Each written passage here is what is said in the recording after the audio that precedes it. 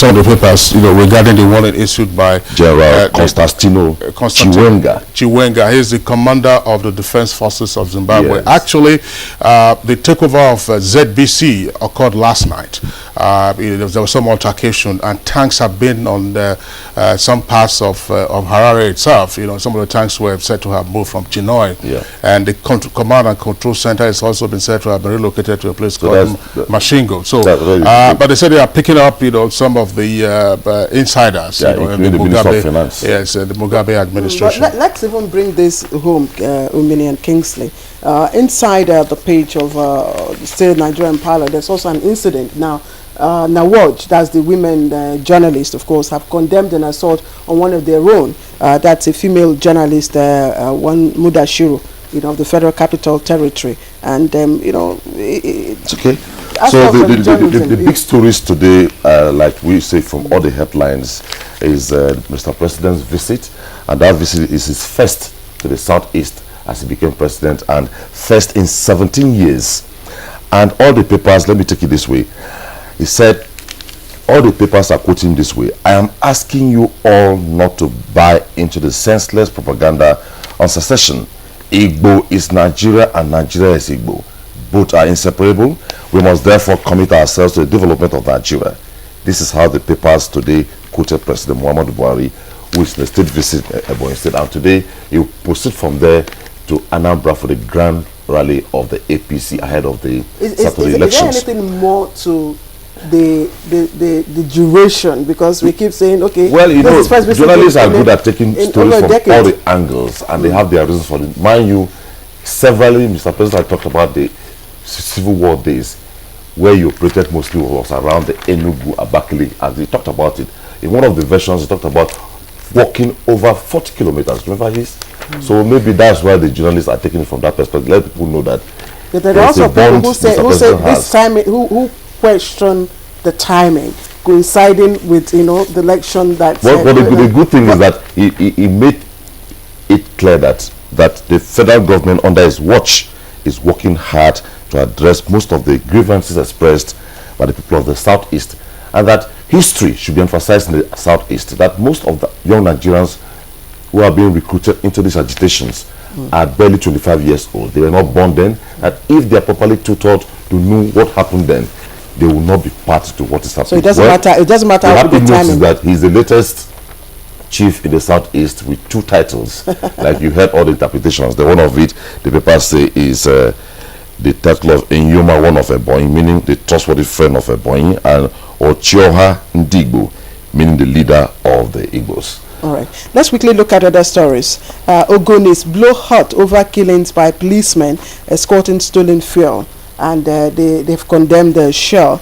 But one story that I would like us to talk about is, I don't know what you have. It's the one just below the nameplate. EFCC Governors Forum reject, that's NFIU, that's the Nigerian Finance Intelligence Unit, autonomy. Now, sometime, we had this discussion here on Good Morning Nigeria, and, the experts, believe that... Well, for that one, you have to look at the politics of it and the economics of it. I know we dwelt on this sometime here in Good Morning Nigeria, but the politics of it is that, what is the position of Nigeria? Why should Nigeria take this position? The economics of it is that, globally, if it is granted autonomy, you know how it plays out.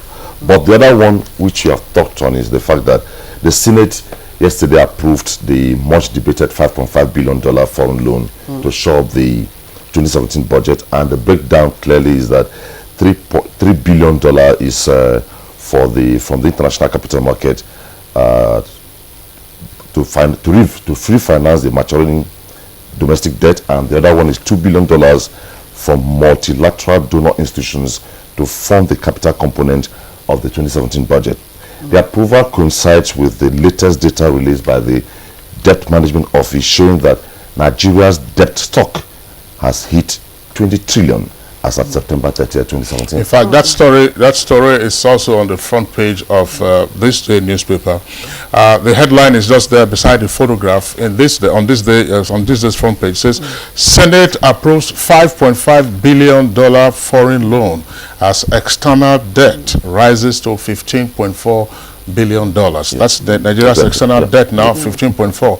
I hope that the experts are keeping an eye on this, because we recall that our exit from the external debt market cost us quite something. At some point, between 28 billion and 30-something billion dollars, we are oscillating until under President Obasanjo, Nigeria got out. But one other story, very quickly, and this is a running story. It's on the front page of this day. It's at the bottom of the front page, just above the strip advert you have there. It says Ikoyi billions. That's the Osborne Gate. More whistleblowers emerge, and the petition AGF. So it says you don't sleep on the day that an elephant is hunted down. So you have all kinds of places now with and Kingsley Adobene, I think yesterday I read, I think in the social media, said the whistleblower, is being held, to save him from running mad. Yeah, because they are working on him. They are profiling him. Oh, okay. The major one that if they allow him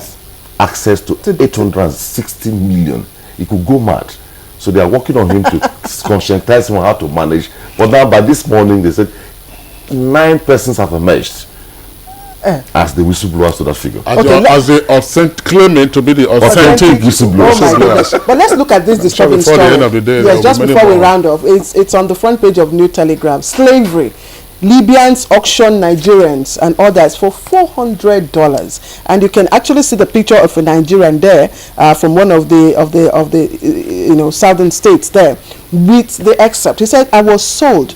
The pusherman that picked me from Nigeria, I gave him money, but he did not pay. So they said, since he didn't pay that money, they now sold me. I was there.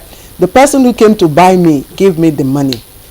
Well, that's very sad. The sad. Refugee Commission has talked very much about sad. this. NAPTIP has talked much about this, and we hope this is a message to most of the families as we speak. Some are planning to go on such mission. That's deliberate slavery. Yeah, that's 2 other headlines from the front page of Independent newspaper. These are the stories on the election. One of them on the election, and then the other, of course, from Lagos. Just beside the photograph there, it says, Governor Obiano protests withdrawal of security aids. With a rider, it's to ensure neutrality. That story is attributed to the Inspector General of Police. Of course, Senator Undume, who was suspended some months ago, is set to resume today. That story is also there on the front page. And Amnesty International is reporting that 11 persons have been killed and 17 missing in Lagos mass evictions.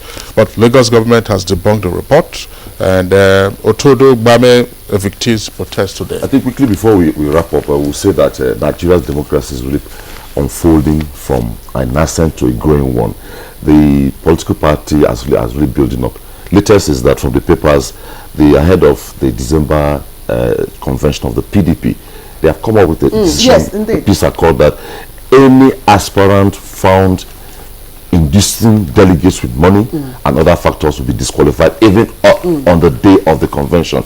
This speaks to the fact that message drummed by INEC, drummed by Nigerians, drummed by politicians on the need for internal democracy. Let's see how that works out, Omide. That's good. Yeah. It's good on the surface, but let's see how it is effected. But we'd like to thank you, Mini. Thank you so much once again. So we'll see you tomorrow. Thank you. And that ends newspaper review for now. Let's take a short break, and when we come back, we'll start a conversation.